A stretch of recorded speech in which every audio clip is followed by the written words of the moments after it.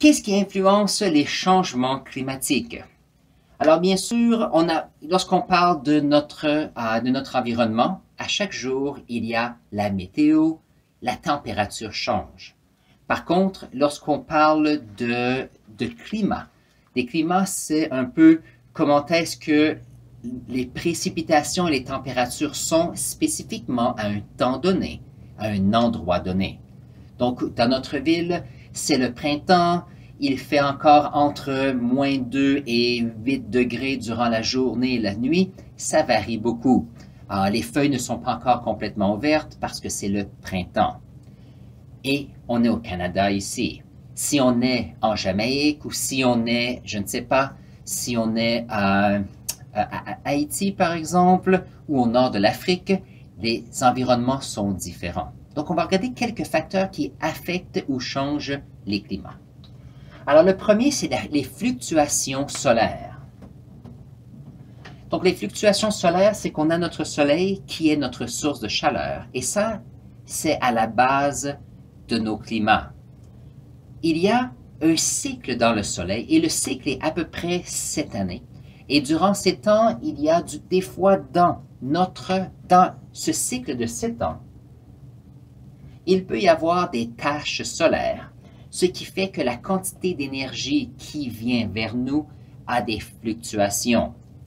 Notre soleil est une boule de gaz et donc ce n'est pas une quantité qui est uniforme d'énergie qui vient vers nous. Donc, il y a une certaine fluctuation ici.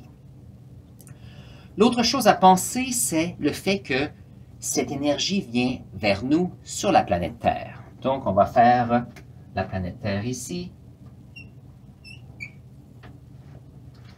On a notre planète Terre. Maintenant, notre planète Terre est en orbite autour du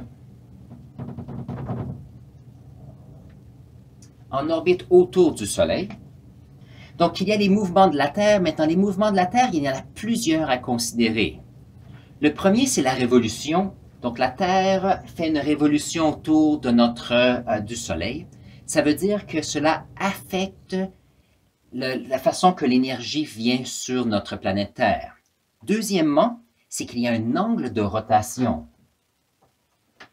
L'angle de rotation sur la planète Terre fait que lorsqu'on est à un autre moment de l'année,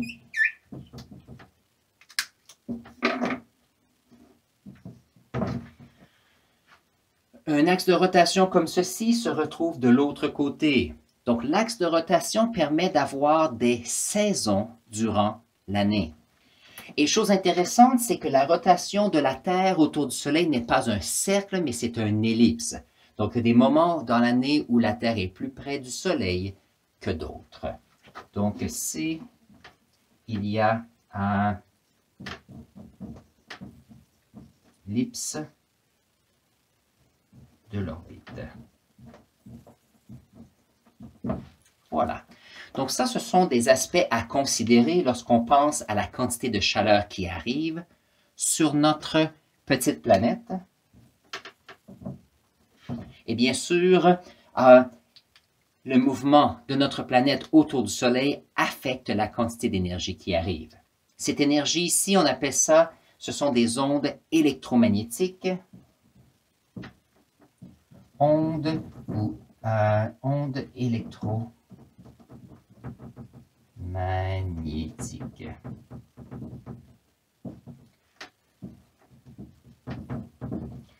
Je veux dire énergie ici, c'est un autre mot qu'on peut utiliser. Donc ça, ce sont à considérer. Voyons voir s'il n'y a pas d'autre chose aussi.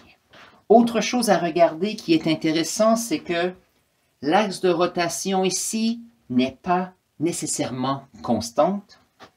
Alors, voyons voir, j'ai besoin d'un autre crayon.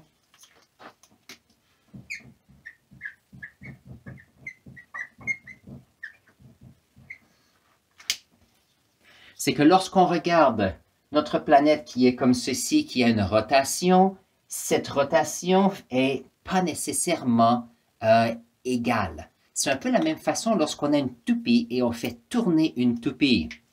La toupie va être droite pendant un certain temps et après un certain temps, il va changer un peu. Voyons voir, notre axe de rotation, c'est ici, excusez, a une certaine oscillation et cette oscillation change. Et chose intéressante, le champ magnétique de la Terre oscille aussi. Donc, notre petite planète ici n'est pas inerte. Il y a plein de choses qui se passent en même temps. Alors ici, on parle des influences qui sont beaucoup plus physiques ici. Et on va parler des facteurs chimiques dans les vidéos qui vont venir. Mais ce qui est intéressant, c'est que lorsqu'on parle du Soleil et de la Terre, la quantité d'énergie du Soleil n'est pas la même partout ici sur la Terre. Voyons voir pourquoi. Alors, ce qui est intéressant, c'est que lorsqu'on a des rayons qui arrivent sur la planète Terre, dépendant où on est sur la planète Terre, peut avoir des changements sur la quantité d'énergie qui arrive. Et si on prend un rayon qui est direct sur la planète, par contre, si on va au pôle Nord ou au pôle Sud, les rayons vont couvrir des surfaces beaucoup plus grandes. Donc, ça veut dire que si un rayon ici utilise, par exemple, une unité de surface, ici, la même énergie peut couvrir peut-être 3, 4 ou 5 unités de surface. Donc, ça veut dire que la même énergie est divisée. Et c'est les raisons pourquoi qu'au pôle Nord et au pôle Sud, on a des calottes glaciaires. Il y a beaucoup moins de chaleur qui se rend à cet endroit. Donc, ça, c'est par rapport à notre Soleil ici. Autre chose à considérer qui change les climats, sur notre planète Terre, il y a les océans. Et ça va faire partie de ce qu'on va discuter dans les semaines à venir. Il y a les montagnes. Le fait d'avoir des montagnes fait des blocages et ça veut dire que d'un côté ou de l'autre, les environnements et les climats peuvent être différents. Il y a bien sûr les vents. Et le fait, c'est que s'il y a le soleil qui arrive ici, il y a des changements de température dans l'atmosphère, ça veut dire qu'il y a des vents. Les vents peuvent changer les climats aussi, que ce soit à court terme ou à long terme, on va voir ça un peu plus tard. Autre chose à considérer, il peut y avoir ça ici.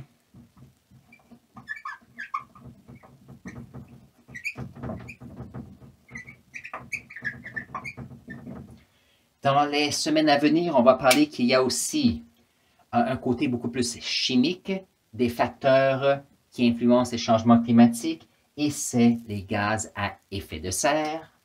Un autre, c'est l'albédo. Donc, si on ne connaît pas tous les mots de vocabulaire, ça va. On commence l'unité. L'albédo ici, c'est comment est-ce que l'énergie peut être réfléchie sur la planète. Par exemple, toute l'énergie qui arrive ici sur la planète reste ici. Par contre,